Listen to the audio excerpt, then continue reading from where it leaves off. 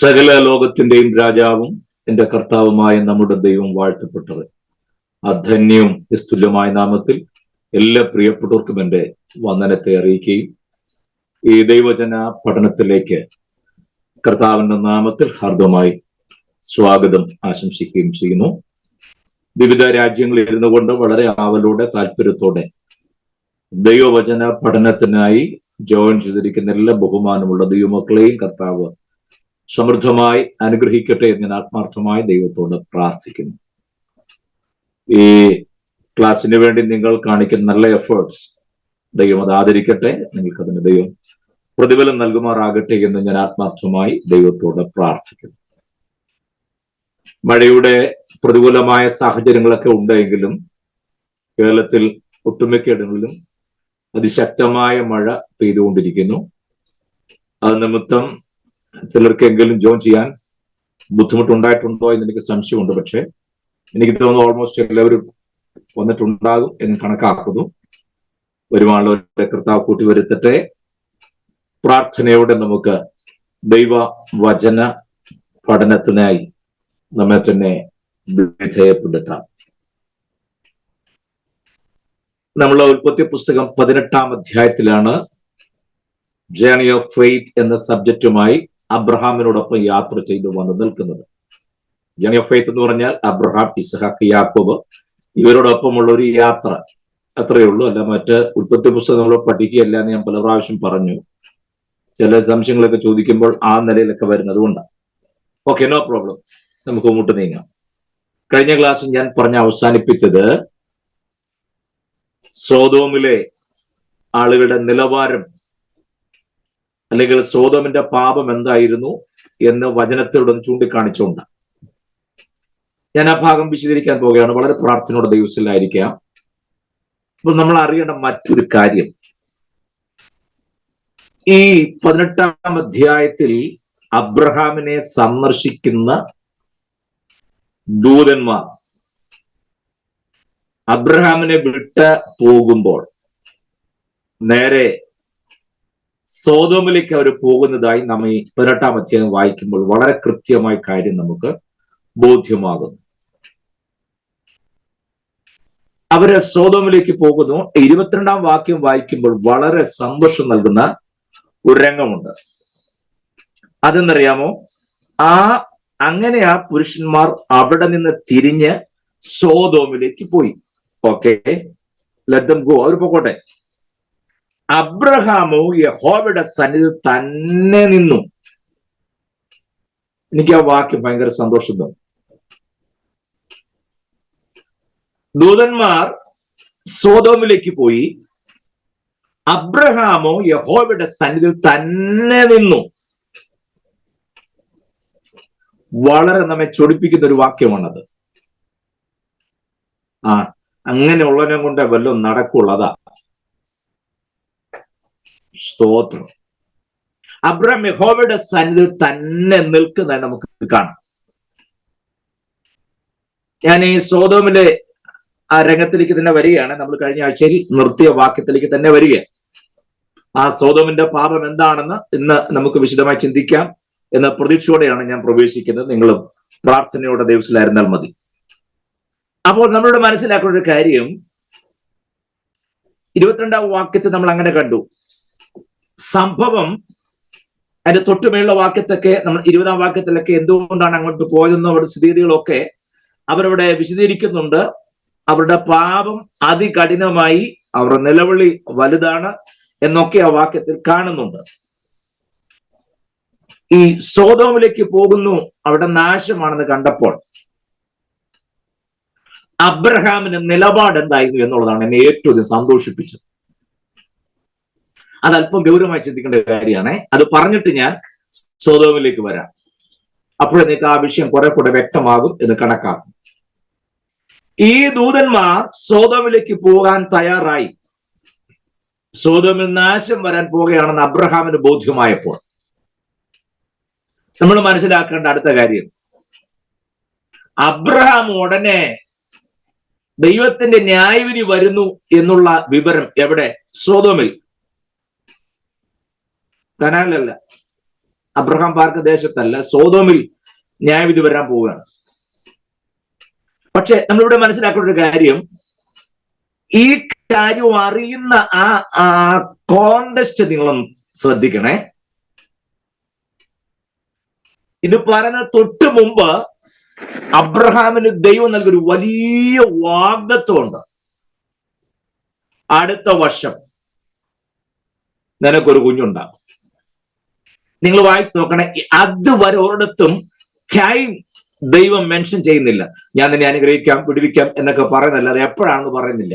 ഇവിടാണ് ടൈം പറയുന്നത്, അടുത്ത വർഷം നിനക്കൊരു കുഞ്ഞ്. അല്ലേ? ചോദിക്കട്ടെ, നമ്മളോട് ദൈവം വാഗ്ദത്തം പറയുന്നു. കൃത്യം ടൈം പറഞ്ഞൊരു വാഗ്ദത്തം നമ്മളോട് ദൈവം പറയുകയാണെന്നുണ്ടെങ്കിൽ നമുക്കുള്ള സന്തോഷം ഒന്ന് ആലോചിച്ച് നോക്കി. നമ്മൾ കേൾക്കുന്ന പ്രവചനത്തിലൊക്കെ അല്ലേ, ഞാൻ നിന്നെ മാനിക്കും, അനുഗ്രഹിക്കും, വിടിപ്പിക്കും, നീ ഇത് കാണാതെ ഇവിടുന്ന് പോവുകയല്ല എന്നൊക്കെ അല്ലാതെ അതിനപ്പുറത്തേക്ക് നമ്മൾ ആരും ടൈം പറയുന്നില്ലുണ്ടോ? ഇല്ല. നമ്മൾ ശ്രദ്ധിച്ചറിയാം. പക്ഷെ ഇനി അഥവാ പറഞ്ഞാലും നമ്മൾ പറയുമ്പോഴല്ലോ ദൈവം പറയുന്നത്. അബ്രഹാമിനോട് ദൈവം കൃത്യമായി പറഞ്ഞു, അടുത്ത വർഷം ഈ സമയത്ത് ഒരു കുഞ്ഞു നിനക്കുണ്ട്. നിങ്ങൾ മനസ്സിലാക്കണേ, 99 വർഷം കാത്തിരുന്ന ദൈവിക വാഗ്ദത്തിന്റെ അരുളപ്പാട് ഒന്നുകൂടെ നരക്കിട്ടുറപ്പിച്ച് ആ വാഗ്ദത്വം ഒന്നുകൂടി ഏറ്റെടുത്ത 100ാമത്തെ വർഷത്തിൽ അത് പ്രാപിക്കാൻ പോകുന്ന സമയമാണ്. 1-2 വർഷമല്ല, 99 വർഷം കഴിഞ്ഞു. വാസ്തവത്തിൽ ഇത് കേട്ടപ്പോൾ ആ വീട്ടിൽ സെലിബ്രേഷൻ ഉണ്ടായി കാണുകയല്ലേ? ഒന്നും ഇല്ലാഞ്ഞിട്ട് നമ്മൾ ആഘോഷിക്കുന്നു. അപ്പൊ പിന്നെ ഉണ്ടെങ്കിലോ?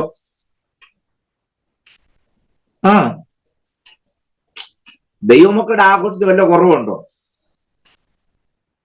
ഞാൻ ഇന്നൊരാൾ സംസാരിച്ചപ്പോ പറഞ്ഞു, അയ്യോ എന്നാ കർക്കിടകം തുടങ്ങിയല്ലേ. ഞാൻ മനസ്സുകൊണ്ട് തീരുമാനിച്ചു, നീയും തുടങ്ങിക്കോ, പാക്കൂട്ടത്തിൽ വരാനുള്ളതെല്ലാം വന്നോളൂ. കുഴയട്ടെന്നേ പറഞ്ഞാൽ ബോധമില്ലെങ്കിൽ ഇപ്പൊ നമുക്ക് എന്ത് ചെയ്യാൻ പറ്റും? ആത്മാവിൽ നിന്ന് കർക്കിടകത്തിന്റെ പുറകെ പോവുക. ഇപ്പൊ പുള്ളി പിന്നെ ഇലക്കറികളിനെ മുരിങ്ങയില പറിക്കുന്നു, പിന്നെ എന്തുവാ എനിക്കറിയാമല്ല, ചീര മാത്രം കഴിക്കുന്നു. നാളെ പിന്നെ എന്നെ മറ്റാഹാരമൊന്നും ഇല്ല. ഓ എന്തെങ്കിലും ആട്ടെ. അപ്പൊ ഞാൻ പറഞ്ഞത് ഇതാണ് നമ്മുടെ ആഘോഷം. അപ്പൊ പിന്നെ അബ്രഹാമിന് ഇങ്ങനൊരു വാഗ്ദത്തം കിട്ടിയപ്പോൾ അബ്രഹാം പിതാവിനും സാറാമ്മച്ചിക്കും ഉണ്ടാകുന്ന സന്തോഷം എത്ര ഭയങ്കരമായിരിക്കും. നിങ്ങൾ എൻ്റെ കൂടെ വരണേ.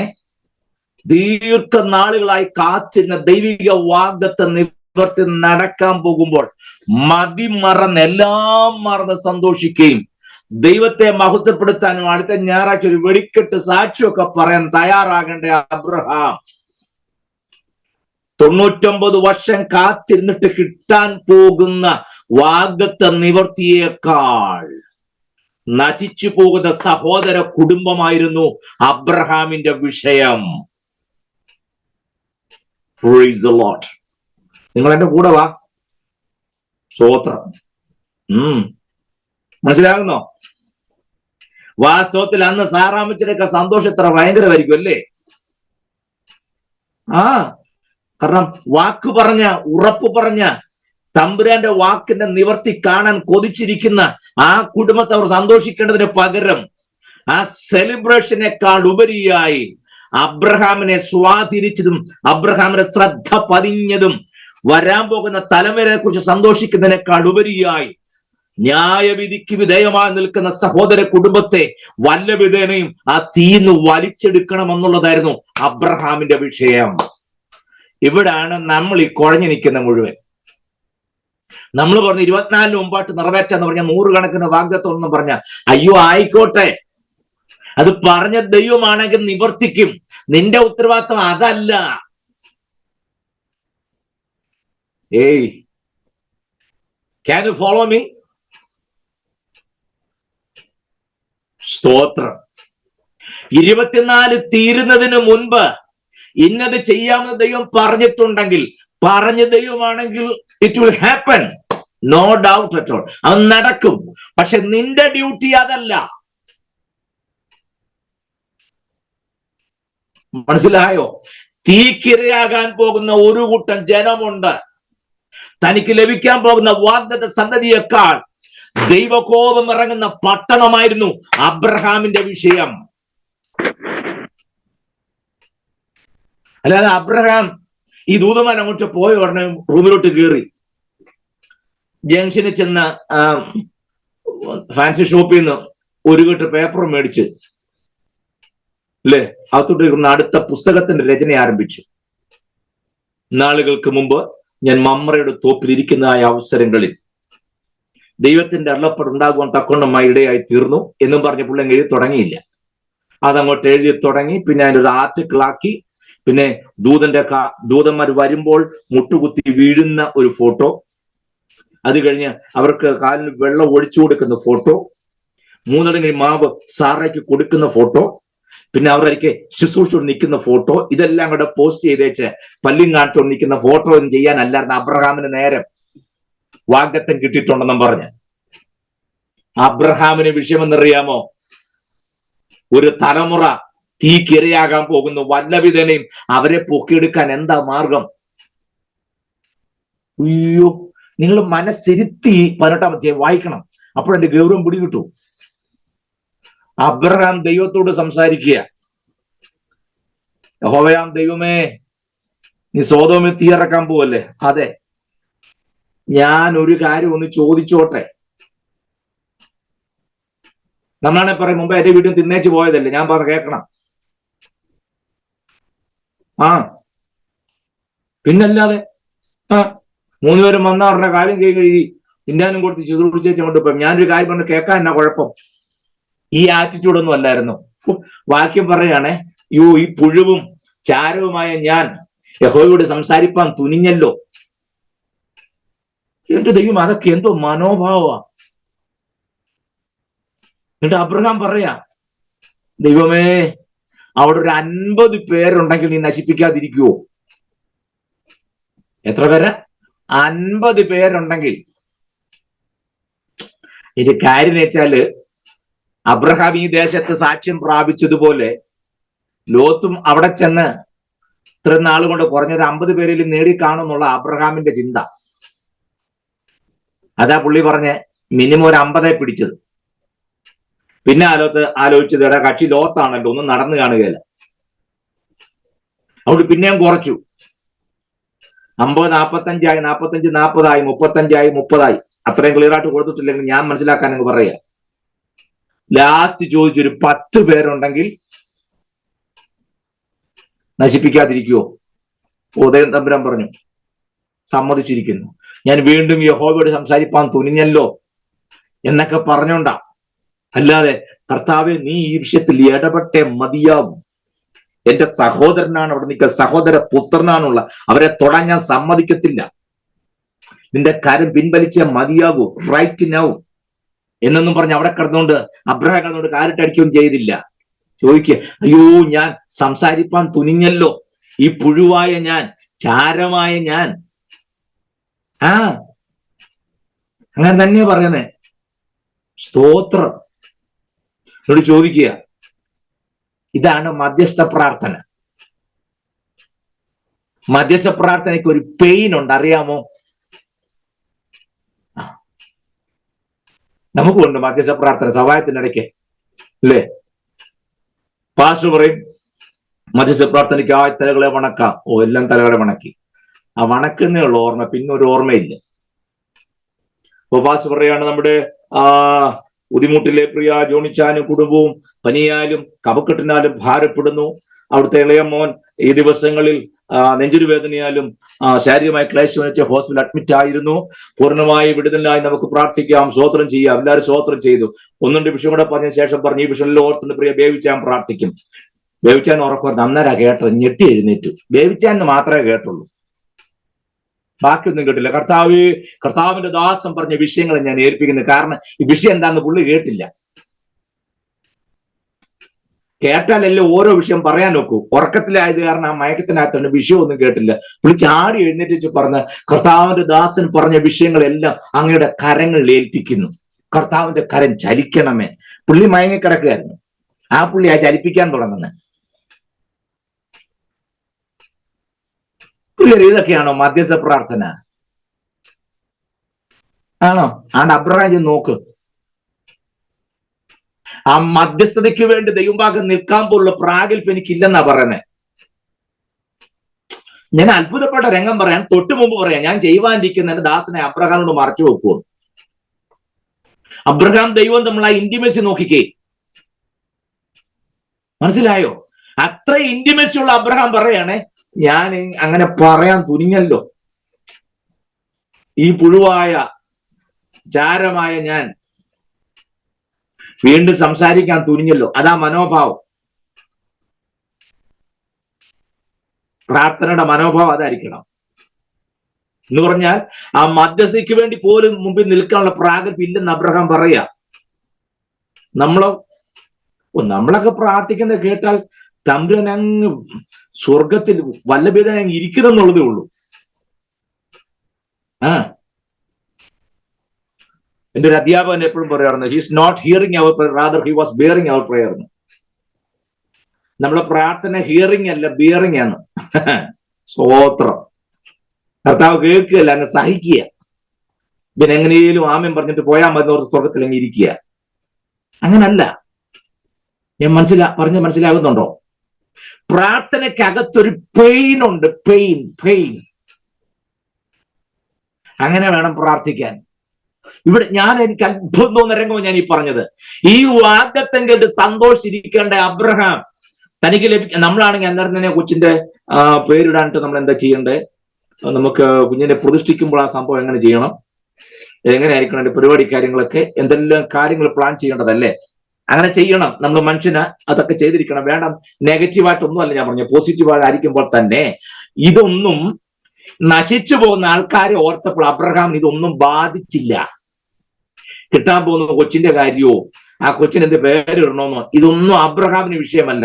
അബ്രഹാമിന് വിഷയം 99 വർഷം കഴിഞ്ഞ് 100ാമത്തെ വയസ്സിൽ കിട്ടാൻ പോകുന്ന കൊച്ചിനേക്കാൾ തീക്കെറിയായി പോകാൻ തുടങ്ങുന്ന ഒരു കുടുംബമുണ്ട്. വല്ലവിധനെ അതിനെ വലിച്ച് കരയ്ക്ക് കയറ്റണം. നിങ്ങൾ നോക്കണേ അവിടുത്തെ രംഗം. അവര് ഈ ദൂതന്മാർ നേരെ ലോത്തിന്റെ വീട്ടിലോട്ട് പോവുക. ലോത്ത് പിന്നെ എപ്പോഴും ഈ അവനെ തന്നെ കാണാൻ അങ്ങനെ ഗുണമുണ്ട്. അബ്രഹാം എപ്പോഴും കൂടാരവാതുക്കല, ലോത്ത് പട്ടണവാതുക്കലും. പുള്ളി അവിടുത്തെ കൗൺസിൽ മെമ്പർ ഒക്കെ ആയതുകൊണ്ട് ഒട്ടുമിക്ക ചാക്കയുടെ മുമ്പിലും ബോണ്ടായി കഴിച്ചുകൊണ്ട് പുള്ളി നിപ്പുണ്ടായി. സമൂഹത്തിൽ ഒരു മെയിൻ ആളൊക്കെ ആയതുകൊണ്ട് ചായ കുടിച്ചിട്ട് പോയാൽ മതിയൊക്കെ പറയും. പുള്ളിനെ കയറി ചെല്ലും. പുള്ളി അവിടുത്തെ കൗൺസിൽ മെമ്പറാ. പട്ടണത്തിലെ മൂപ്പന്റെ പൊസിഷൻ പുള്ളിക്ക് അവിടെ കിട്ടി. അന്യദേശത്ത് വന്നാണെങ്കിലും അത് ഒരു സീറ്റൊക്കെ പുള്ളി ഒപ്പിച്ചെടുത്തു. സീറ്റ് ഒപ്പിച്ചെടുത്ത ഇതൊന്നും ഞാൻ പറയുന്നില്ല, അതൊക്കെ പോട്ടെ. നമുക്കിത് ഇവിടെ ആപ്ലിക്കബിൾ അല്ലാത്തതുകൊണ്ട് ഞാൻ ആ ഭാഗം വിടുക. വേറെ വല്ലവിടെ കൊണ്ടുവരാതെ ഞാൻ നന്നായിട്ട് പറഞ്ഞു. അതൊക്കെ പറയാനൊക്കെ ഒരു പ്രേരണ മനസ്സിൽ വരുന്നു. പക്ഷെ ഇവിടെ അത് ആവശ്യമില്ലാത്തതുകൊണ്ട് ഞാൻ അവിടെ സ്കിപ്പ് ചെയ്യുന്നു. പക്ഷെ ശ്രദ്ധിക്കേണ്ട കാര്യം, ഈ അബ്രഹാമിന്റെ കൂടെ താമസിച്ചുകൊണ്ട് ഒരു ഗുണം ലോത്തിനും ഉണ്ടായ. നിങ്ങൾ ആ 19 അധ്യായം വായിച്ചു നോക്കണേ. അബ്രഹാമിന്റെ കൂടാരത്തിലേക്ക് 3 പുരുഷന്മാർ വന്നപ്പോൾ അബ്രഹാം എങ്ങനെയാണോ എഴുന്നേറ്റ് എന്ന് സ്വീകരിച്ചത്, അതുപോലെ തന്നെ ലോത്തും സ്വീകരിക്കുന്നത്. മുല്ലപ്പൂമ്പൊടി ഏറ്റുകിടക്കും കല്ലിനും ഉണ്ടാവും ഒരു സൗരഭ്യം എന്ന് പറഞ്ഞ പോലെ അബ്രഹാമിന്റെ കൂടെ കൂടിയ ഒരു ഗുണം, പുള്ളി കാര്യം പട്ടണവാദത്തിലൊക്കെ ആണെങ്കിലും ഇതിനകത്ത് ഈ ശുശ്രൂഷ കാര്യങ്ങളൊക്കെ പുള്ളി മുമ്പന്തില്ല. ലോത്തും അതുപോലെ തന്നെ എഴുന്നേറ്റ് ചെന്നു, നിലം വരെ കുനിഞ്ഞ വീണ നമസ്കരിച്ചു, നിർബന്ധിച്ച് അവരെ കൊണ്ടുവരിക. അപ്പൊ പറഞ്ഞു, അടിയന് വീട്ടിലേക്ക് വരണമേ. നിങ്ങൾ ആ 19 അധ്യായത്തിന്റെ 2-3 വാക്യത്തില് യജമാനന്മാരെ, അടിയന്റെ വീട്ടിൽ വന്ന് നിങ്ങളുടെ കാലിൽ കഴുകി രാപാർപ്പിൻ, കാലത്തെഴുന്നേറ്റ് നിങ്ങളുടെ വഴിക്ക് പോകാം എന്ന് പറഞ്ഞതിനല്ല, ഞങ്ങൾ വീതിയിൽ തന്നെ രാപാർക്കും എന്ന് അവർ പറഞ്ഞു. അവൻ അവരെ ഏറ്റവും നിർബന്ധിച്ചു. ദൂതന്മാര് പറഞ്ഞു, വേണ്ട, ഞങ്ങൾ ഈ വയസ്സിൽ എവിടെയെങ്കിലും തൽക്കാലം തങ്ങിക്കോളാം, വീട്ടിലോട്ട് വരുന്നില്ല എന്ന് പറഞ്ഞു.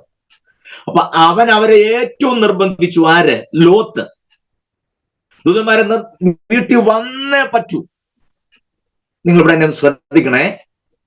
നമ്മുടെ സമകാലിക വിഷയങ്ങളുമായിട്ട് വളരെ താതാത്മ്യം പ്രാപിക്കുന്ന ഒരു രംഗം നമുക്ക് ഈ ഭാഗത്ത് കാണാം.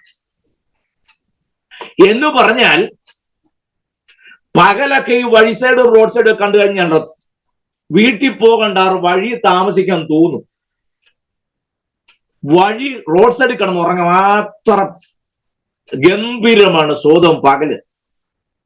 അതല്ലേ ദൂതന്മാർ പറഞ്ഞു ഞങ്ങൾ ഈ വഴി സൈഡിൽ കിടന്നോളാം. രാത്രി ആയാൽ വഴി സൈഡ് പോയിട്ട് വീട്ടിൽ പോലും കിടക്കാൻ ഒക്കുകയില്ല. വായിച്ചു നോക്കൂ, ഞാൻ പറഞ്ഞ ശരിയാണോ? A perverted generation. Yes, I'm coming to that. ഞാൻ അങ്ങോട്ട് വരാം. പകല് കണ്ടാൽ റോഡ് സൈഡിൽ വേണമെങ്കിലും സുഖമായിട്ട് കിടക്കാം. അത്ര ഭംഗിയാണ്, ആകർഷണീയമാണ് സ്വതം പകല്. രാത്രി ആയാൽ വീട്ടിൽ പോലും കിടന്നുറങ്ങാൻ നോക്കുകയല്ല. അതാ സോദോമിന്റെ സ്ഥിതി. സംശയം ഉണ്ടെങ്കിൽ വായിച്ചു നോക്കണം. ലോത്ത് ഇവര് നിർബന്ധിച്ചു കൂടാർത്തി കൊണ്ടുപോയി. അവർക്ക് ശുശ്രൂഷയൊക്കെ ചെയ്തു, എല്ലാം ഒക്കെ ചെയ്തു. രാത്രി ആയപ്പോൾ ആ പട്ടണത്തിലെ പുരുഷന്മാരെല്ലാം വന്നു, ലോത്തിന്റെ വീട് വളഞ്ഞു. എന്നിട്ട് എന്താ പറഞ്ഞത്? ഈ രാത്രി നിന്റെ വീട്ടിൽ വന്നിരിക്കുന്ന പുരുഷന്മാരെ ഞങ്ങൾക്ക് വിട്ടുതരിക. എന്തിന്? ഞങ്ങൾ അവനെ ഭോഗിക്കേണ്ടതിന്. ഞങ്ങൾ അവനെ ഭോഗിക്കേണ്ടതിന്. 19-ാം അധ്യായത്തിന്റെ 5-ാമത് വാക്യം. Genesis chapter 19 verse 5. Could you please read it in English, shiny sister?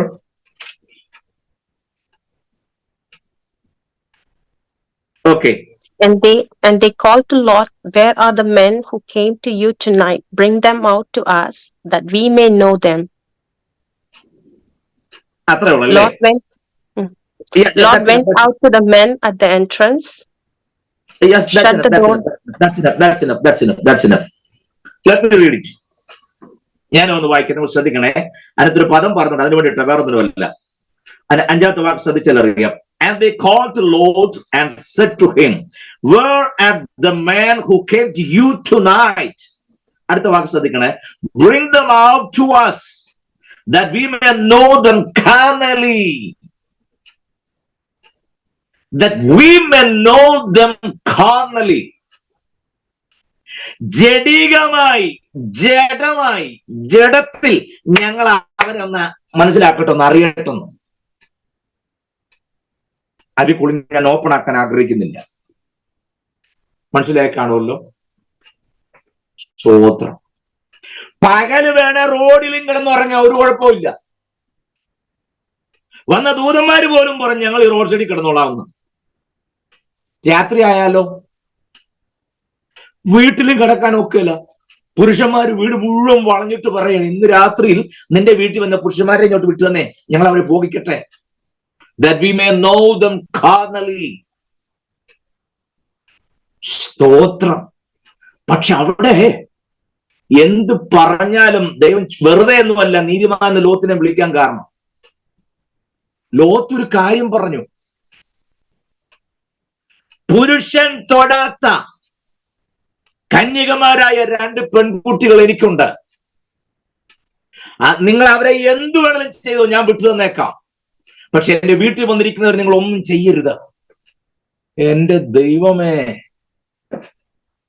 ലോത്തിനെ വാരി അലക്കുന്നതിന് മുമ്പ് ലോത്തിന്റെ നല്ല ഗുണങ്ങൾ ആദ്യം പഠിക്കുക. കണ്ടോ? സ്തോത്രം. ലോത്ത് പറയാ, നിങ്ങൾ എന്റെ വീട്ടിൽ വന്നിരിക്കുന്ന ആളുകളെ ഒന്നും ചെയ്യരുത്. നിങ്ങളുടെ ഇഷ്ടത്തിന് എന്തും ചെയ്യാൻ. എനിക്ക് എന്റെ സ്വന്തം 2 പെൺപിള്ളേരുണ്ട്, കന്യകമാരായ 2 പെൺകുട്ടികൾ. അവരെ വിട്ടുതരാം, നിങ്ങൾ എന്തു വേണമെങ്കിലും ചെയ്തോ, ഇവരെ ഒന്നും ചെയ്യരുതെന്ന്. ആഹാ, ചെറിയ കാര്യ. സ്തോത്രം. ആ ഭാഗമൊക്കെ 100 മൈൽ സ്പീഡിൽ വായിച്ചു പോകരുത്. ഞാൻ അതിനെ സ്ലോ ആകുന്നത്. അവിടെയൊക്കെ നമുക്ക് ഗുണപാഠങ്ങൾ ഉണ്ടെന്ന് മനസ്സിലാക്കണം. അല്ല ബാക്കി പറയാൻ ലൈറ്റും ഇല്ലാഞ്ഞിട്ടല്ല ഞാൻ ഈ സ്ലോ നിൽക്കുന്നത്. നിങ്ങൾ അവിടെ ഒന്ന് ഹിറ്റ് ചെയ്യുമെന്ന് എനിക്കെന്ന് അറിയാൻ വേണ്ടിയിട്ടാ. മനസ്സിലാകുന്നുണ്ടോ? നിങ്ങളെ ശ്രദ്ധ അവിടെ പതിഞ്ഞു എന്ന് അറിയാൻ വേണ്ടിയിട്ട് ഞാൻ ജസ്റ്റ് ഒന്ന് ഇങ്ങനെയുള്ള പോയിന്റ് പറഞ്ഞുകൊണ്ട് നിൽക്കുന്നത്. സ്തോത്രം. ലോത്ത് പറയാ, എനിക്ക് 2 പെൺകുട്ടികളുണ്ട്, ഞാൻ അവരെ തരാം, ഈ വന്നവരെ നിങ്ങളൊന്നും ചെയ്യരുത്. Praise the Lord. അതിന്റെ കാരണം എ പെർവേർട്ട് ജനറേഷൻ, തലതിരിഞ്ഞ ഒരു തലമുറ നമ്മുടെ ഇന്നത്തെ പ്രസന്റ് കണ്ടീഷനാണ് ഇവിടെ കാണുന്നത്. പകലും വഴിയിലൊക്കെ വളരെ നീറ്റ് ആൻഡ് ക്ലീൻ ആയിട്ട് നടക്കുന്ന പലതിന്റെയും സ്വഭാവം രാത്രിയാകുമ്പോൾ മാറുന്നു. പകൽ എക്സ്ട്രാ ഡീസന്റ്. സ്തോത്രം. ഞാൻ നമ്മുടെ കുഞ്ഞുങ്ങളെല്ലാം ഉൾപ്പെടുത്തി ഈ പറയുന്നത്. നിങ്ങൾക്ക് അതിന്റെ സീരിയസ്നെസ് എത്രത്തോളം മനസ്സിലാവണമെന്ന് എനിക്ക് അറിഞ്ഞുകൂടാ. സ്തോത്രം. കാരണം അന്ത്യകാലത്തെ കുറിച്ച് നമ്മുടെ വാഴ്ത്തപ്പെട്ട കർത്താവ് പറഞ്ഞപ്പോൾ എടുത്തു പറഞ്ഞൊരു കാര്യം ലൂക്കോസിന് ശേഷം 17-ാം അധ്യായമാണെന്ന് എനിക്ക് തോന്നുന്നു, അല്ലേ? 17-ാം അധ്യായത്തിന്റെ 26 എടുത്തവർ? Let me take. No. Yes. Right. ഞാൻ 26 തന്നെ. ലൂക്കോസ് ചാപ്റ്റർ 17 verse 26 onwards. ആരെങ്കിലും എടുത്തുണ്ടെങ്കിൽ മലയാളത്തിൽ ആദ്യം ഒന്ന് വായിക്കണേ. സംഭവിച്ചതുപോലെ മനുഷ്യപുത്രന്റെ നാളുകളും ഉണ്ടാകും. ഓക്കെ, വായിച്ചോ. നോഹ പെട്ടകത്തിൽ കടന്ന നാൾ വരെ അവർ തിന്നും കുടിച്ചും വിവാഹം കഴിച്ചും വിവാഹത്തിന് കൊടുത്തും പോന്നു. ജലപ്രളയം വന്നു, അവരെ എല്ലാവരെയും മൂടിക്കളഞ്ഞു. ലോത്തിന്റെ കാലത്ത് സംഭവിച്ചതുപോലെ തന്നെ അവർ തിന്നും കുടിച്ചും കൊണ്ട് വിറ്റും നട്ടും പണിതും പോന്നു. എന്നാൽ ലോക സ്വതവും മതി. നിങ്ങളോട് ശ്രദ്ധിക്കണേ. അന്ത്യകാല ലക്ഷണം കർത്താവ് പറയുമ്പോൾ നോഹയുടെ കാലത്ത് സംഭവിച്ചതുപോലെ തന്നെ ലോത്തിന്റെ കാലത്തതുപോലെ തന്നെ സംഭവിക്കും. എന്തത് രണ്ടും കൂടെ ഒന്ന് എന്താ പറയാ കണക്ട് ചെയ്ത് പറയാൻ കാര്യം എന്താ? നോഹയുടെ കാലത്തെ പ്രത്യേകത, അവർ വിറ്റും നട്ടും തിന്നും കുടിച്ചും വിവാഹം കഴിച്ചും വിവാഹത്തിന് കൊടുത്തും പോന്നു. Okay, let them enjoy, no problem. ഞാൻ ഒന്നുകൂടെ പറയുന്ന, അവരന്ന് വിറ്റും നട്ടും തിന്നും കുടിച്ചും വിവാഹം കഴിച്ചും വിവാഹത്തിന് കൊടുത്തും പോന്നു. ഓക്കെ, അപ്പൊ നോഹയുടെ കാലത്ത് വിവാഹം കഴിക്കുക, വിവാഹത്തിന് കൊടുക്കുക, ആ സിസ്റ്റം വരെ ഉണ്ടായിരുന്നു. ലോത്തിന്റെ കാലം വന്നപ്പോൾ അതില്ല, ബാക്കിയുണ്ട്. വിറ്റും നട്ടും തിന്നും കുടിച്ചും പോന്നു. വിവാഹത്തിന് കൊടുക്കുക, വിവാഹം കഴിക്കുക, ആ സിസ്റ്റം നിന്നു. നിങ്ങൾക്ക് വല്ലതും മനസ്സിലാകുന്നുണ്ടോ ഞാൻ ഈ പറഞ്ഞത്? വിവാഹം ഒരു വിഷയമല്ലാതെ മാറി. അതുകൊണ്ടാണല്ലോ ഇവിടെ വീട് വളഞ്ഞ പുരുഷന്മാർക്ക് സ്ത്രീകളെ അല്ലേ ആവശ്യം, പുരുഷന്മാരെയാണ് ആവശ്യം. അവരിന്നു വരെ കണ്ടില്ലാത്ത 1-2 പുരുഷന്മാർ ലോത്തിന്റെ വീട്ടിൽ വന്നിരിക്കുന്നു. അപ്പൊ അവരെ വേണം.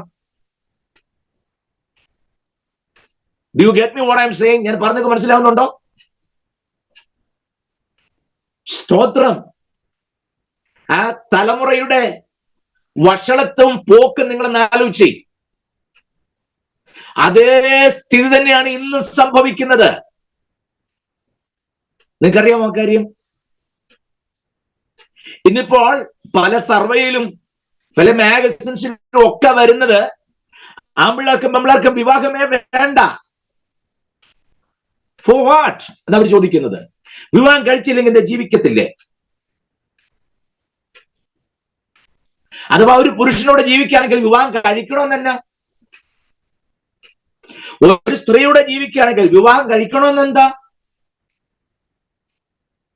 അപ്പൊ ഒരു പുരുഷൻ ഒരു സ്ത്രീയും, ഒരു സ്ത്രീക്ക് ഒരു പുരുഷനും എന്നതിനേക്കാൾ ഉപരി ആ സിസ്റ്റവും പോയി.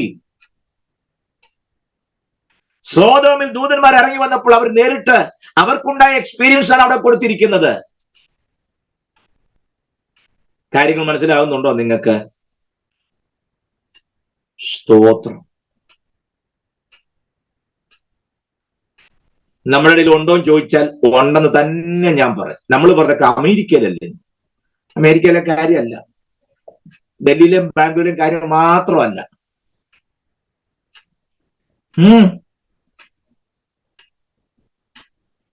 ഞാൻ മുമ്പ് ക്ലാസ്സിൽ പറഞ്ഞ കാര്യം ഓർക്കുന്നുണ്ടോ? ഡൽഹിയിൽ ഒരു പെങ്കൊച്ച് ടീഷർട്ട് ഇട്ടുകൊണ്ട് പോയ കാര്യം ഞാൻ പണ്ട് പറഞ്ഞ് ഓർക്കുന്നുണ്ടോ?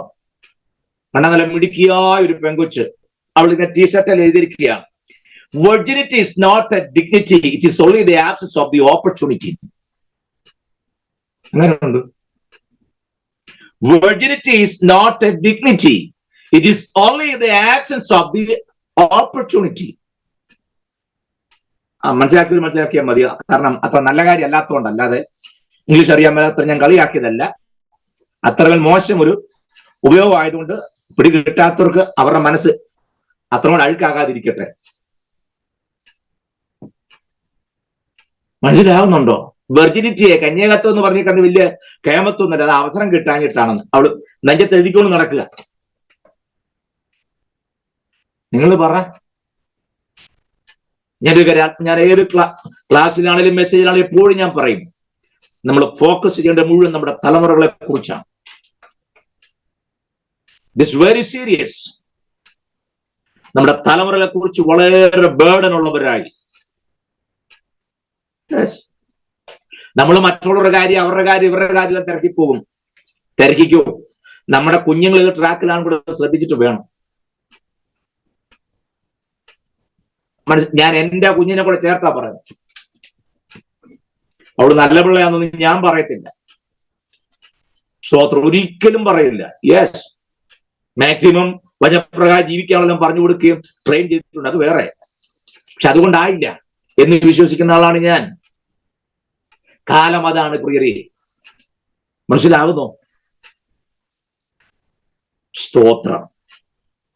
അപ്പോൾ ആ സന്ദർഭത്തിൽ ഈ സാഹചര്യം കണ്ടിട്ട് അബ്രഹാം ദൈവമുമ്പാകെ വീണ് കിടന്ന് പ്രാർത്ഥിക്കുക. നിങ്ങൾക്ക് മനസ്സിലാവുന്നുണ്ടോ? Intercession comes from intimacy. Intimacy നിന്ന് മാത്രമേ ഇന്റർസെഷൻ വരൂ. ഇന്റിമസി ഇല്ലാത്തടത്ത് എന്തോന്ന് ഇന്റർസെഷൻ? നമ്മൾ 24 മണിക്കൂർ നിങ്ങൾക്ക് വേണ്ടി പ്രാർത്ഥിക്കുന്ന പ്രാർത്ഥന പടയാളികൾ. നിങ്ങളുടെ ഏത് വിഷയം ഞങ്ങളോട് പറയുക, ഞങ്ങൾ നിങ്ങൾക്ക് വേണ്ടി പ്രാർത്ഥിക്കും. എന്തോന്ന് പ്രാർത്ഥന? നിങ്ങൾ പറ, അതെന്തോന്ന് പ്രാർത്ഥന? ശമ്പളം കൊടുത്ത് കുറച്ച് പേരെ ആക്കിയേക്കുക അല്ലേ? അവര് നിങ്ങൾക്ക് വേണ്ടി പ്രാർത്ഥിക്കും. അവർക്ക് എന്ത് പെയിനാ ഉള്ളത്? നിങ്ങൾ പറ. കരുനാപ്പള്ളി നിന്ന് തങ്കച്ചൻ നെഞ്ചുവേദനയാൽ ഭാരപ്പെടുന്നു, പ്രാർത്ഥിക്കണം. തങ്കച്ചൻ ആരാണോ? ഇവൻ രക്ഷിക്കപ്പെട്ടതാണോ അല്ലാത്തതാണോ, ഒരു ശുശ്രൂഷകനാണോ സാധാരണക്കാരാണോ എന്നാണെന്നൊന്നും അറിയത്തില്ല. ഫോണിനകത്ത് വിളിച്ചു പറഞ്ഞു, തങ്കച്ചൻ സഹോദരൻ നെഞ്ചുവേദനയാൽ ഭാരപ്പെടുന്നു, പ്രാർത്ഥിക്കണം. ഉടനെ എല്ലാം കൂടെ തങ്കച്ചൻ സഹോദരന് വേണ്ടി പ്രാർത്ഥിക്കുന്നു, വിടുതലയക്കണം ഇപ്പോൾ തന്നെ യേശുവിൻ നാമത്തിൽ, ആമേൻ. തീർന്നു. അതാണോ ഇന്റർസെഷൻ? നോ. ലോത്ത് ആരാണെന്ന് അബ്രഹാമിന് നന്നായിട്ട് അറിയത്തില്ലേ? അറിയാം. ലോത്തിന്റെ ആത്മീയ നിലവാരം എന്താണെന്ന് അബ്രഹാമിന് അറിയത്തില്ലേ? അറിയാം.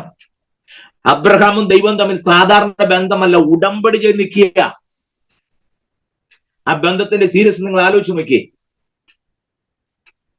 എന്നിട്ടും അബ്രഹാം പറയാം, ഞാൻ ഒന്നുകൂടെ സംസാരിച്ചോട്ടെ, എന്നോട് കോപിക്കരുതേ, വീണ്ടും ഞാൻ സംസാരിക്കാൻ തുനിഞ്ഞല്ലോ.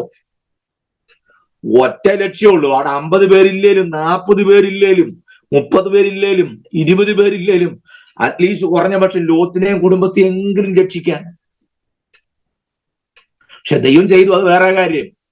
വീട് കുളഞ്ഞ് അവരെ നശിപ്പിക്കാൻ തുടങ്ങിയപ്പോൾ തമ്പുരാൻ കൈനീട്ടി ലോത്തിനെ കുടുംബത്തെ രക്ഷിച്ചു, അത് വേറെ വിഷയം. ഞാൻ പറഞ്ഞു, നിങ്ങൾക്ക് മനസ്സിലാകുന്നുണ്ടോ? പറഞ്ഞതിന്റെ ഗൗരവം പിടി കിട്ടിയോ?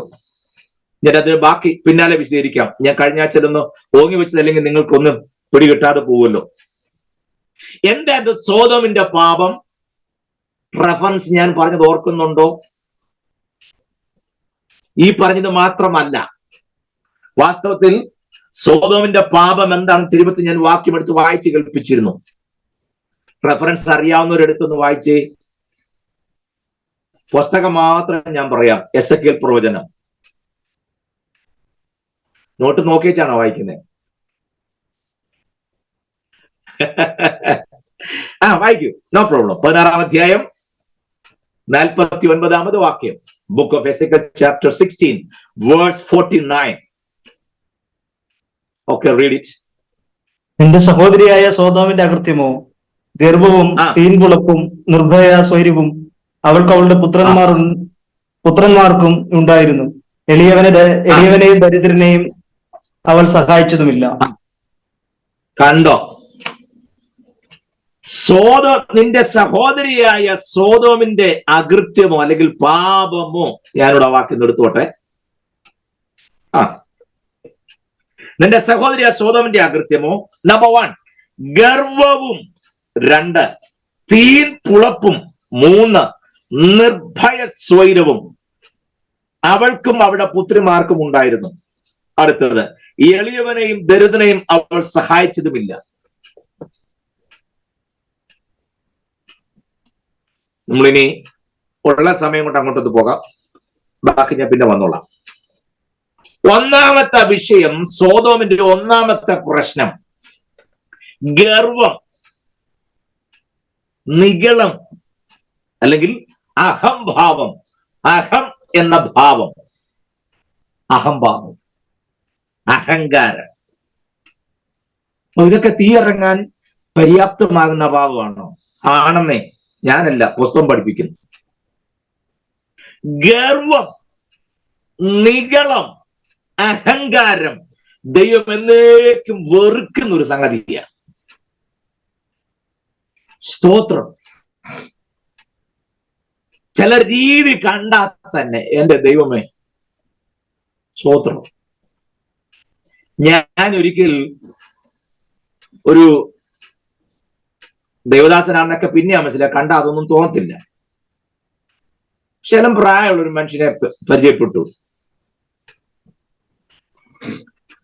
വർത്താനമൊക്കെ പറഞ്ഞപ്പം വളരെ മിതമായി സംസാരിക്കുന്നു, പക്ഷെ സംസാരിക്കുന്നതൊക്കെ നല്ല നോളജോടുകൂടെ സംസാരിക്കുന്നു. അപ്പൊ ആളെ കണ്ടു കഴിഞ്ഞാൽ പള്ളിക്കുട്ടി കൂട്ടുന്നത് പോലും തോന്നുകയല്ല. പുള്ളി പോരാൻ നേരത്തെ ഒരു പുസ്തകം തന്നു. ആ പുസ്തകം എന്റെ കയ്യിൽ ഇരിപ്പുണ്ട്. ഞാൻ ചുമ്മാതെ ആ പുസ്തകം ഒന്ന് മറിച്ച് നോക്കി. അദ്ദേഹത്തിന്റെ വിദ്യാഭ്യാസം കൊണ്ട് സത്യം പറഞ്ഞ തല കറങ്ങിപ്പോയി. 7 ഡോക്ടറേറ്റേ ഉള്ളൂ.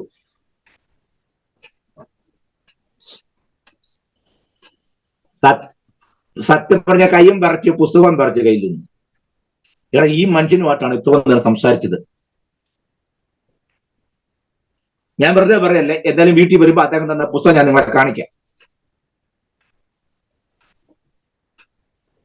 ഞാൻ പറഞ്ഞില്ല, അദ്ദേഹം പള്ളിക്കുട്ടി കൂട്ടുന്നത് പോലും തോന്നത്തില്ല, ഇരിപ്പും വർത്താനും ഒക്കെ കണ്ടു കഴിഞ്ഞാൽ. നമ്മളോ ബൈക്കോളിൽ പോയി 3 മാസം കഴിഞ്ഞ് അവധിക്ക് വന്നപ്പോ പിന്നെ പുള്ളിയുടെ സംസാരം മുഴുവൻ മാറി. നോർത്ത് ഇന്ത്യയിലാണോട്ട് പറയാൻ വേണ്ട. പണ്ടൊരാൾ പറഞ്ഞില്ലേ, ഇന്നത്തെ തോട്ടിനായി ഒരു വേർഡ് വായിക്കാമെന്ന്. സഭയിൽ അവസരം കിട്ടിയപ്പോ പുള്ളി പറഞ്ഞു, ഇന്നത്തെ തോട്ടിനായി ഒരു വേർഡ് വായിക്കാം. ചിന്തയ്ക്ക് ഒരു വാക്യം വായിക്കാന്ന് പറഞ്ഞാൽ ആ ബൈക്കോളേജ് ചെന്ന് 3 മാസം കഴിഞ്ഞപ്പോ ഏതോ 4 ദിവസം അവധി കിട്ടി വീട്ടിൽ വന്നപ്പോഴത്തേക്കിന് അന്ന് സഭ യോഗത്തിന് ചെന്നപ്പം പാസ്റ്റ് പറഞ്ഞ നമ്മുടെ സഹോദരൻ ബൈക്കോളൊക്കെ പോയിട്ടുണ്ട് അതാണല്ലോ. ആദ്യത്തെ ചില മിനിറ്റ് അദ്ദേഹം ദൈവം സംസാരിക്കുമെന്ന് പറഞ്ഞപ്പോ പുള്ളി ചാടി എഴുന്നേറ്റ് ദൈവനാമത്തിലറിയാൻ വന്ദനമൊക്കെ ചെയ്ത് 2 കൈയും പോക്കറ്റിനകത്തൊക്കെ ഇട്ടുകൊണ്ട് നിന്ന് പുള്ളി പറഞ്ഞു, ഇന്നത്തെ തോട്ടിനായി ഒരു വേർഡ് വായിക്കാമെന്ന്. ഞാനും ഏതായാലും ഭാഗ്യത്തിന് ഈ മനുഷ്യന് മുമ്പിൽ ഇംഗ്ലീഷ് വാക്കൊന്നും പറയാൻ എത്ര നന്നാ ഞാനും ഓർത്തു. ഞാൻ പറഞ്ഞ വല്ല മനസ്സിലായോ? ദൈവത്തിന് സഹിക്കാത്തൊരു സാധനമാണ് ഈ നിഗളവും അഹങ്കാരവും ഗർവവും. മിണ്ടണലൊക്കെ എന്ത് പാടെന്നറിയാമോ? വിശ്വാസികളുടെ അല്ലെങ്കിൽ പാസ്റ്റർമാരുടെ ഇടയിലാണെങ്കിലും ചില പാസ്റ്റർമാർ മറ്റു പാസ്റ്റർമാരെ കാണുമ്പോൾ മൈൻഡ് ചെയ്യല്ലോ. നീ പാസ്സാണെന്ന് അറിഞ്ഞാൽ നമ്മൾ ചോദിക്കും, ബ്രദർ എവിടെ നിന്നാണ് വരുന്നത്? ഓ, പാസ്റ്റർ എന്ന് വിളിക്കാനുള്ള വിഷമത്തിനാ ചോദിക്കുന്നത്, ബ്രദർ എവിടെ നിന്നാണ് വരുന്നത്? ബ്രദർ എന്നാലും വിളിക്കുന്നില്ല, നമ്മളങ്ങ് സന്തോഷിക്കുക. സ്തോത്രം. കാല് കഴുകിയ ഗുരുവിന്റെ പിന്നിലാണ് നിൽക്കുന്ന ആൾക്കാരുടെ കാര്യമാണ് ഞാൻ ഈ പറഞ്ഞത്. നിനക്ക് അതിന്റെ സീരിയസ്നെസ് അറിയത്തില്ലല്ലേ? ഈ കാല് കഴുകുക എന്ന് പറഞ്ഞാലേ ഒരു വീട്ടിലെ ആരും ചെയ്യത്തില്ലത്. അവിടെ ഉള്ളതിൽ സ്ലേവ്സ്, അടിമകൾ ഉള്ളവരിൽ സാധാരണ ജോലി ചെയ്യുന്ന അടിമകളും കാല് കഴുകാൻ മുന്നോട്ട് വരികയല്ല. കാരണം ഇന്നത്തെ പോലെ ബാറ്റായുടെ ഷൂവും പിന്നെന്തുവാ പറയാ നൈക്കിന്റെ ഷൂവോ ഇങ്ങനത്തെ കേസിട്ടൊന്നും ഇല്ലല്ലോ. പൊടിക്കകത്തൂടെ നടന്ന് ഈ വിയർപ്പും പൊടിയും കൂടെ ചേർന്നിട്ടൊരു വല്ലാത്ത നാറ്റമായിരിക്കും കാലിന്. സ്മെല്ലി ഫീറ്റും തന്നെയാ പറയുന്നത്. അത് കഴുകാൻ ആ വീട്ടിലെ ഏറ്റവും ഷൂത്തയായിട്ടുള്ള വെറും ഷൂ ആയിട്ടുള്ള അടിമയുടെ ഭാഗത്തുള്ള നീ എന്താ കാല് കഴുകാൻ? അവനാ ചെന്നിങ്ങനെ മുഖം പിടിച്ചുകൊണ്ട് കാല് കഴുകുന്നുണ്ട്. നമ്മൾ ധരിച്ചു വെച്ചിരിക്കുന്നുണ്ടല്ലോ കാൽ കഴുകിയ ശുശ്രൂഷയൊക്കെ നമ്മൾ കണ്ടിട്ടില്ലേ? പത്രത്തിനകത്തൊക്കെ വരുമല്ലോ, ഉണ്ടോ വലിയ പുള്ളികളൊക്കെ കാല് കഴുകുന്നത്. ആ കാല് എന്തോന്നിരുന്നിട്ടാ ഇന്ന് കാല് കഴുകുന്നുണ്ടെന്ന് അറിഞ്ഞുകൊണ്ട് 9 പ്രാവശ്യം ലൈഫ് ബോയ് സോപ്പിനകത്ത് കാലിട്ട് കഴുകി തുടച്ച് വൃത്തിയാക്കിയ കാലും കൊണ്ടുവന്നു അതിനകത്തുനിന്ന് കഴുകിട്ട് എന്തോ പോകാൻ? നമ്മുടെ കൈയോട് ചെളി അങ്ങോട്ട് പറ്റിയെങ്കിലും ഉള്ളൂ, അത് ഇങ്ങോട്ടൊന്നും പറ്റാനില്ല. മനസ്സിലായോ? അത് ഏറ്റവും താണ നിലവാരത്തിലുള്ള അടിമ. കാരണം അവന്റെ വാല്യൂ 30 വെള്ളിക്കാശ. ആ അടിമയ്ക്കിട്ടിരിക്കുന്ന വില ഒന്നിനും കൊള്ളാത്ത കാല് കഴുകുന്ന അടിമയുടെ വിലയാണ് 30 വെള്ളിക്കാശ്. നിങ്ങൾ കണക്ട് ചെയ്തു. മനസ്സിലാകുന്നുണ്ടോ? ആ 30 വെള്ളിക്കാശ് വില പറഞ്ഞവനാ ശിഷ്യന്മാരുടെ കാല് കഴുകാൻ ഇറങ്ങി വന്നത്. അതാ കർത്താവ് പറഞ്ഞത്, ഞാൻ വന്നു നിങ്ങളാരും എന്റെ കാല് കഴുകിയില്ല, എനിക്ക് വിശന്ന് നിങ്ങളാരും ഒന്നും തന്നില്ല, എനിക്ക് ദാഹിച്ചായിരുന്നു നിങ്ങളത് മൈൻഡ് ചെയ്തില്ല. പറഞ്ഞാൽ ഒരുപാട് ആഴമുണ്ട്, ഞാൻ അങ്ങോട്ടൊന്നും പോകുന്നില്ല. യൂദാ നോക്കിയപ്പോഴും ആ കാറ്റഗറിയിൽ ഇട്ടിട്ടാ 30 വെള്ളിക്കാശിന് എഗ്രി ചെയ്തു. ഇത് മനസ്സിലാകുന്നുണ്ടോ? സ്തോത്രം. ഞാൻ മടങ്ങി വരിക. ഗർവം, നിഗളം, അഹങ്കാരം.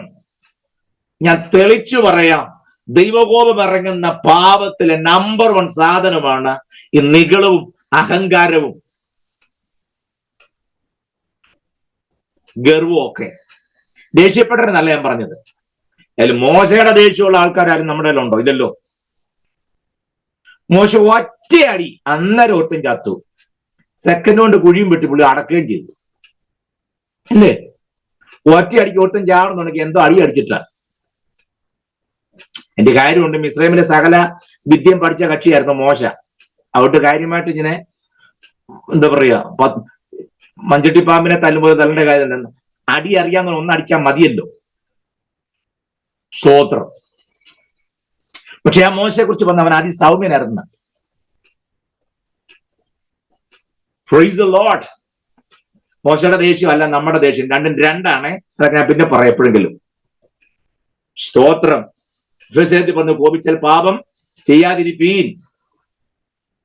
കണ്ടോ? അങ്ങോട്ടൊന്നും ഞാൻ പോകുന്നില്ല. ദൈവകോപം ഇറങ്ങുന്ന പാപങ്ങളിൽ നമ്പർ 1 ഗർവം, നിഗളം, അഹങ്കാരം. ഈ എളിയവനോട് കരുണ കാണിച്ചില്ലെന്ന് പറയുന്നു. 41-ാം സംഘത്തിന് 1-ാം വാക്യം, എളിയവനെ ആദരിക്കുന്നവൻ ഭാഗ്യവാൻ. അന്നത്തെ ദിവസത്തിൽ യഹോവ അവനെ തന്റെ കൂടാരത്തിൽ ഒളിപ്പിക്കും. എങ്ങനെയാ? എളിയവനെ ആദരിക്കുന്നവനാണ്, അല്ലെ? അളിയനെ ആദരിക്കുന്നവനല്ല, എളിയവനെ ആദരിക്കുന്നവൻ ഭാഗ്യവാൻ. ശരിയല്ലേ? അതുകൊണ്ട് അളിയനെ ആദരിക്കരുതെന്നല്ല ഞാൻ പറഞ്ഞു കേട്ടോ. അളിയന്മാരുമായിട്ട് തരും പോയി വഴക്കുണ്ടാക്കും ചെയ്തേക്കരുത്, അതല്ല ഞാൻ പറഞ്ഞു. എളിയവനെ ആദരിക്കുന്നവൻ ഭാഗ്യവാൻ.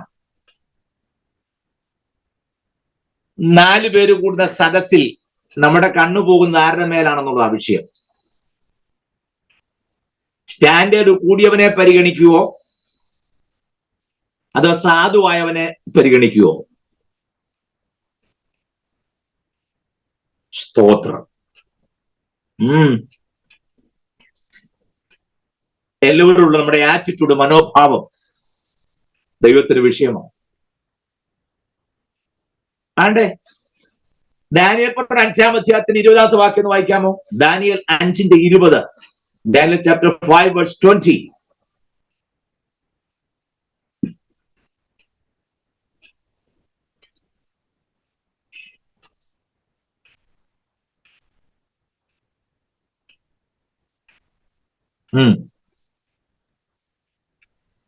എന്നാൽ അവന്റെ ഹൃദയം ഗർവിച്ചു, അവന്റെ മനസ്സ് അഹങ്കാരത്താൽ കഠിനമായി പോയ ശേഷം അവൻ രാജാസനത്തിൽ നിന്ന് നീങ്ങിപ്പോയി. കണ്ടോ? ദേവദാസൻ ഒരു മിനിറ്റ് നിൽക്കണേ. നിങ്ങൾ ആ വാക്യം ശ്രദ്ധിച്ചായിരുന്നോ? അഹങ്കാരവും ഗർവവും നിമിത്തവും ഉണ്ടായിരുന്ന സ്ഥാനത്ത് നിന്ന് അവനെ തമ്പുരാൻ നീക്കിക്കളഞ്ഞു. നെബൂഖദ്നേസറിന്റെ കാര്യം പറയാ, മകനായ ബേൽശസ്സറിനോട് പറയുക. 4-ാം അധ്യായത്തിൽ നെബൂഖദ്നേസർ അഹങ്കാര നിമിത്തം കാണിച്ചു കൂട്ടിയതൊക്കെ വളരെ വിശദമായി പറയുന്നുണ്ട്. 5-ാം അധ്യായത്തിൽ ഈ ഭിത്തിയിലുള്ള എഴുത്ത് എന്താണെന്നുള്ളതിന്റെ അർത്ഥം വ്യാഖ്യാനിക്കാൻ ആത്മനിറവുള്ള ദാനിയേൽ രംഗപ്രവേശനം ചെയ്ത് ബേൽശസ്സറിന്റെ മുഖത്ത് നോക്കി പറയാ, നിന്റെ ഗർവവും അഹങ്കാരവും നിമിത്തം തമ്പുരാൻ നിന്നെ വാരി നിലത്തടിക്കും, യാതൊരു സംശയവും ഇല്ല.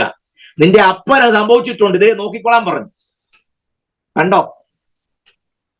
സംഭവം അറിയാവുന്നതുകൊണ്ട് അത് വായിക്കാതിരുന്നാൽ ഒക്കത്തില്ലല്ലോ. ദേവദാസൻ അടുത്ത വാക്യം ഒന്ന് വായിച്ചേ.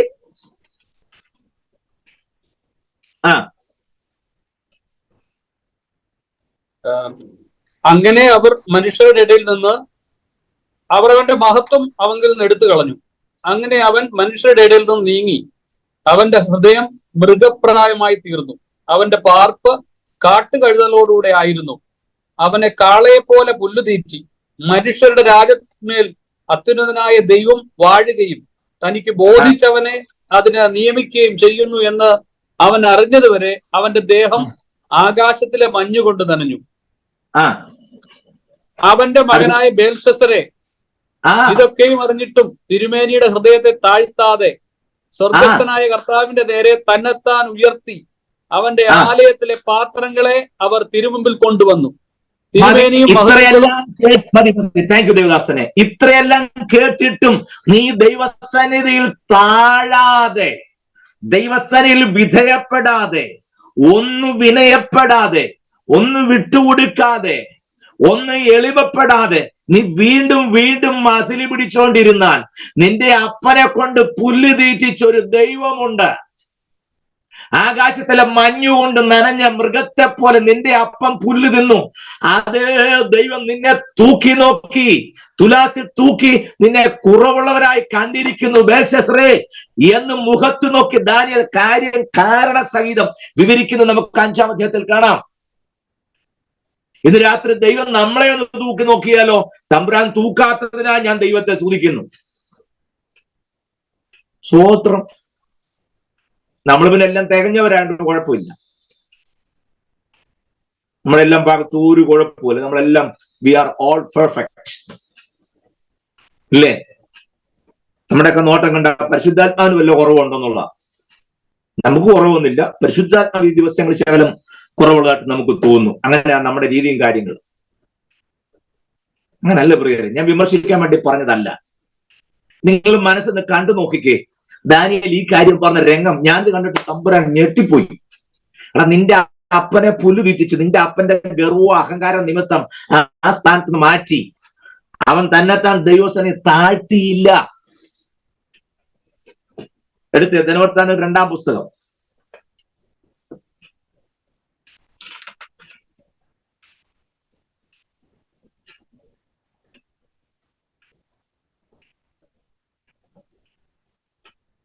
36-ാം അധ്യായം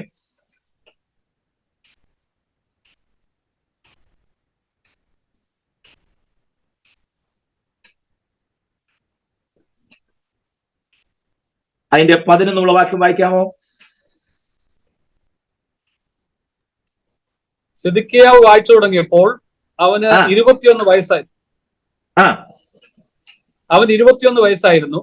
അവൻ 11 സംവത്സരം യെരൂശലേമിൽ വാണു. അവൻ തന്റെ ദൈവമായ യഹോവയ്ക്ക് അനിഷ്ടമായുള്ളത് ചെയ്തു.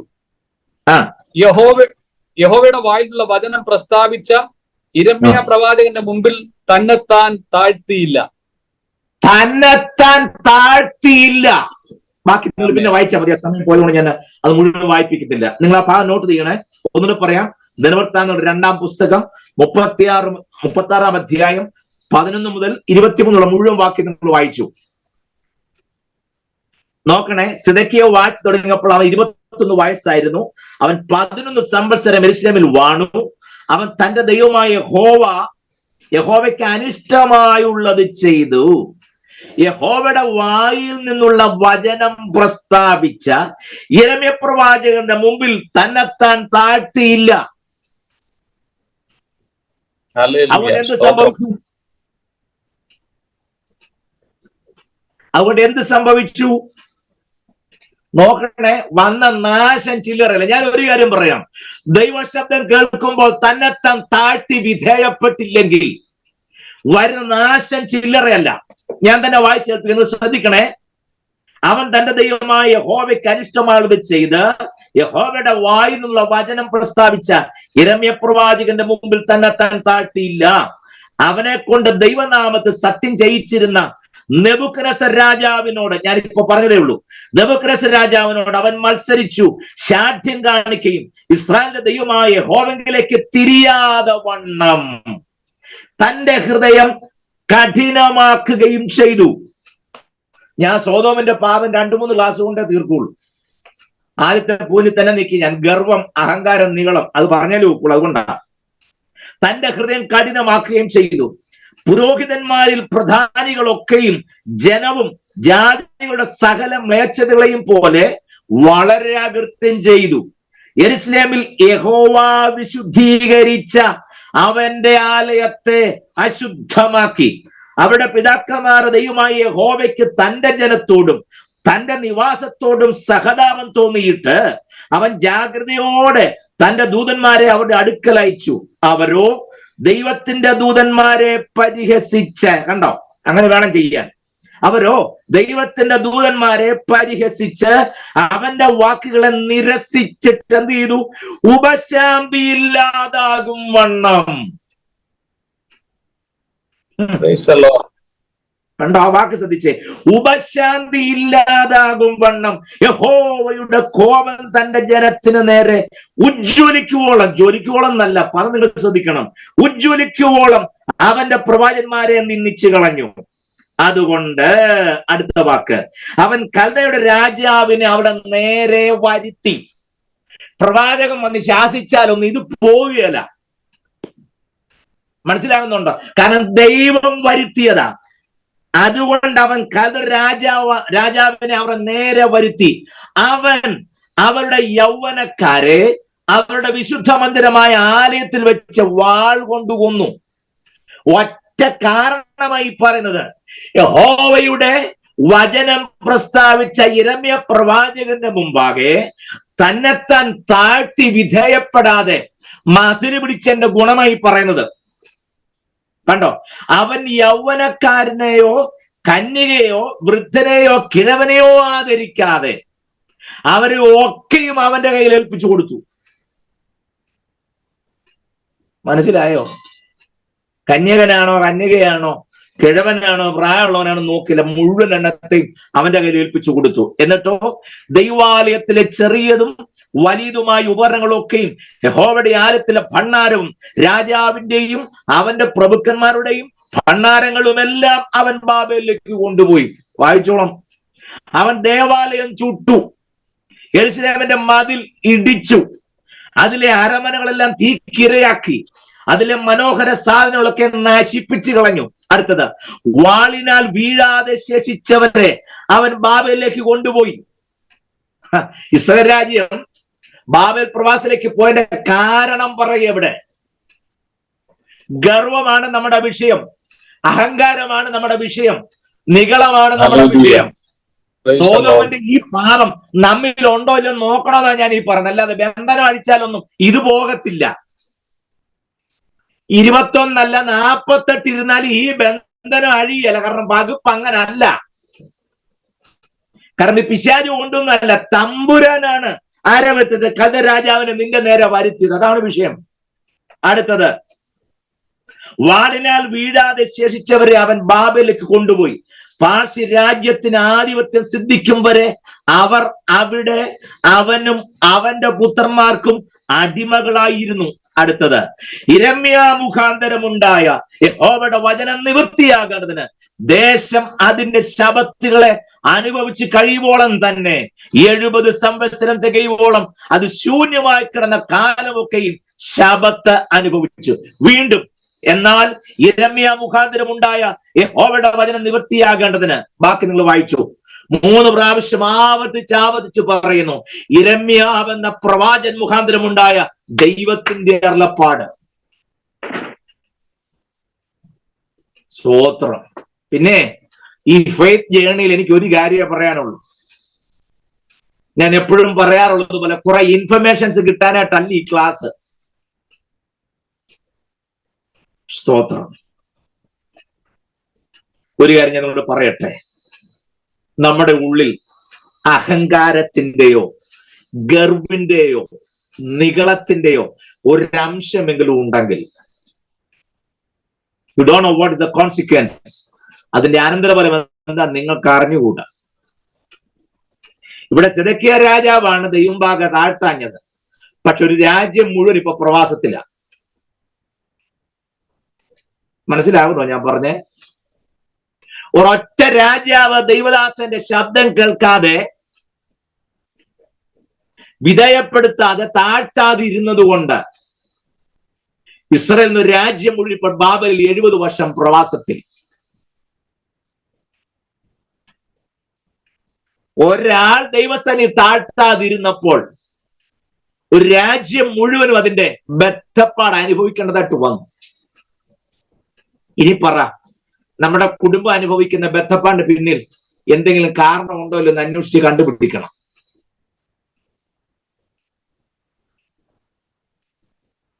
മനസ്സിലാകുന്നോ? Humble yourself, be humble. വിനയപ്പെടുക, താഴ്ത്തുക, വിധേയപ്പെടുത്തുക. സമയം പോയത് കൊണ്ടാണ് ഞാൻ ഇവിടെ നിർത്തുന്നത്. ബാക്കി എനിക്ക് ഈ വാസ്തവത്തിൽ ഈ വായിച്ച അത്രയും ഭാഗം 2 ക്ലാസ്സിൽ വിശദീകരിച്ചാൽ കൊള്ളാവുന്നത്. പക്ഷേ നിങ്ങൾക്ക് വചനത്തിൽ പരിജ്ഞാനമുള്ളവരായതുകൊണ്ട് വായിക്കുമ്പോൾ തന്നെ കാര്യം മനസ്സിലാകുമല്ലോ. പ്രിയരെ, ദൈവശബ്ദം കേൾക്കുമ്പോൾ അത് ഉള്ളിൽ ഏറ്റെടുത്ത് നമ്മളെ തന്നെ താഴ്ത്തിയില്ലെങ്കിൽ, യിരെമ്യാവിന് കുഴപ്പമൊന്നും ഉണ്ടായില്ല. ദൂത് പറഞ്ഞ് യിരെമ്യാവ് തന്നെ ലാസ്റ്റ് വീണ്ടും വറുതായിട്ട് വന്നു. വല്ലതും മനസ്സിലാവുന്നുണ്ടോ? സ്തോത്രം. ഇതിനൊരു കാര്യം നിങ്ങളോട് വളരെ സ്നേഹത്തോടെ, വളരെ ആത്മാർത്ഥമായുള്ള സ്നേഹത്തോടെ ഞാൻ നിങ്ങളോട് പറയട്ടെ. നിങ്ങൾ എസ്കറ്റോളജിയും പഠിക്കണ്ട, വെളിപ്പാട് പുസ്തകത്തിന് മുദ്ര പൊട്ടിക്കുന്നതും പഠിക്കണ്ട, അതിന്റെ പുറകോട്ട് പോവുകയും വേണ്ട. പക്ഷെ ഒരു കാര്യം ചെയ്യാം, ദൈവശബ്ദം കേൾക്കുമ്പോൾ അതിന്റെ മുമ്പിൽ നമ്മളെ തന്നെ താഴ്ത്താനായിട്ട് പറ്റും. ദൈവശബ്ദം കേൾക്കുമ്പോൾ അതിന്റെ മുമ്പിൽ നമ്മെ തന്നെ വിധേയപ്പെടുത്താൻ പറ്റും. ദൈവശബ്ദം കേൾക്കുമ്പോൾ അതെന്നോടുള്ള ദൈവത്തിന്റെ അരുളപ്പാടാണ് തിരിച്ചറിയാൻ നമുക്ക് കഴിഞ്ഞാൽ. ഞാനൊരു കാര്യം പറയട്ടെ, അവരെയും ഇവരെയും മറ്റുള്ളവരൊന്നും നമ്മൾ നോക്കാൻ പോകണ്ട. ഞാൻ 100% പറയാം, എന്റെ നിത്യത, എന്റെ രക്ഷയുടെ ഭദ്രത അത് വേറുള്ള ഡിപ്പെൻഡ് ചെയ്തല്ല. അവരങ്ങനെയല്ലേ, ഇവരിങ്ങനെയല്ലേ, അവനങ്ങനെയല്ലേ, അവൾ അങ്ങനെയല്ലേ, ആയിക്കോട്ടെ, അഴുക്കാടുന്നവൻ അഴുക്കാടട്ടെ, അശുദ്ധി ചെയ്യുന്നവൻ ചെയ്യട്ടെന്ന്. പക്ഷെ നിനക്ക് വിശുദ്ധനൊരു ഉത്തരവാദിത്വമുണ്ട്, തന്നെത്താൻ വിശുദ്ധീകരിക്കണം. നീതി ചെയ്യുന്നവൻ നീതി ചെയ്യട്ടെ. അതിന്റെ അർത്ഥമല്ല മനസ്സിലായ? ഇനി ആരെയും നമുക്ക് കൺട്രോൾ ചെയ്യാൻ പറ്റത്തില്ല. കീപ് യുവർ സെൽഫ്, നീ നിന്നെ തന്നെ സൂക്ഷിക്കണം. അത്രയേ ഉള്ളൂ. അവര് പറഞ്ഞതും ഇവര് കാണിച്ചതും അവര് ചെയ്തതും അവര് മിണ്ടിയതും ഇവര് പോയതും എല്ലാം നമ്മൾ നോക്കിയിരുന്നാൽ അതും നോക്കിയിരിക്കേ ഉള്ളൂ. നമുക്ക് എങ്ങും എത്താൻ പറ്റാതെ വരും. മറിച്ച് യിരെമ്യാവിന്റെ വചനം കേട്ടപ്പോൾ ദൈവമുമ്പാകെ താഴ്ത്തിയിരുന്നെങ്കിൽ, വിധേയപ്പെട്ടിരുന്നെങ്കിൽ നിശ്ചയമായി ഒരു നാശം ഒഴിവാക്കാനായിട്ട് പറ്റുമായിരുന്നു. ഞാൻ ഒരു കാര്യം തീർത്ത് പറയാം, വചനത്തിന്റെ മുമ്പാകെ അഹങ്കാരം കാണിക്കരുത്, വചനത്തിന്റെ മുമ്പാകെ ഗർവം കാണിക്കരുത്, വചനത്തിന്റെ മുമ്പാകെ നിഗളം കാണിക്കരുത്. വചനം കേൾക്കും തോറും ഓരോ പ്രാവശ്യം കൂടെ വിനയപ്പെടണം, ഓരോ പ്രാവശ്യം കൂടെ വിധേയപ്പെടണം, ഓരോ പ്രാവശ്യം കൂടെ എളിമപ്പെടണം. ജീവിതം കാത്തു സൂക്ഷിക്കണം. അതാണ് ദൈവത്തിന് പ്രസാദമുള്ളത്. അതിനായി ദൈവം നമ്മെ സഹായിക്കട്ടെ എന്ന് ഓർപ്പിച്ചുകൊണ്ട് ഇന്നത്തെ ക്ലാസ് ഞാനിവിടെ അവസാനിപ്പിക്കുന്നു. ഇതിന്റെ ബാക്കിയുള്ള ഭാഗം ദൈവം അനുവദിച്ചാൽ നമ്മൾ അടുത്ത വെള്ളിയാഴ്ചയല്ല, വ്യാഴാഴ്ച. ശ്രദ്ധിക്കണേ, നമ്മുടെ ക്ലാസ്സിന്റെ ദിവസത്തിന് ഒരു ചെറിയ വ്യത്യാസം. കഴിഞ്ഞ ദിവസം കർത്താവദാസൻ ഗ്രൂപ്പിൽ ആ മെസ്സേജ് ഇട്ടിട്ടുണ്ടായിരുന്നു. പലർക്കും വെള്ളിയാഴ്ച ദിവസങ്ങളിൽ സഭയിൽ മീറ്റിങ്ങുകൾ വരുന്നു, വെള്ളി ശനി ദിവസങ്ങളിൽ പല ചർച്ചിലും പ്രോഗ്രാംസ് ഉണ്ട്. അങ്ങനെ വരുമ്പോൾ തുറമാനമായി വെള്ളിയാഴ്ച വട്ടത്തെ ക്ലാസ്സിൽ പങ്കെടുക്കാൻ ദൈവദാസന്മാർക്കാണെങ്കിൽ ശുശ്രൂഷയും മറ്റു കാര്യങ്ങളും വെള്ളിയാഴ്ച രാത്രിയിലൊക്കെ വരുന്നത് കൊണ്ട് വെള്ളിയാഴ്ച എന്നുള്ളത് മാറ്റി വ്യാഴാഴ്ച വൈകിട്ട് സമയം സെയിം സമയത്ത് തന്നെ 9 മണിക്ക് നമ്മുടെ ഇനിയുള്ള ക്ലാസ്സുകൾ തിങ്കളും വ്യാഴവും രാത്രി 9 മണിക്കായിരിക്കും. അതുകൊണ്ട് ദയവായി നിങ്ങൾ അതനുസരിച്ച് എന്തെങ്കിലും ക്രമീകരണം വരുത്താനുണ്ടെങ്കിൽ ദിവസത്തിൽ വരുത്തി അടുത്ത വെള്ളിയാഴ്ചത്തേക്കിന് കാത്തിരിക്കരുത്. വ്യാഴാഴ്ച രാത്രി 9 മണിക്ക് നമ്മുടെ ക്ലാസ് ഉണ്ടാകും. വളരെ പ്രാർത്ഥനയോടെ ക്ലാസ്സിൽ പങ്കെടുക്കാൻ നിങ്ങൾ ഉത്സാഹിക്കുക. ദൈവമായ കർത്താവ് നമ്മെ എല്ലാവരെയും സമർത്ഥമായി അനുഗ്രഹിക്കട്ടെ. Thank you.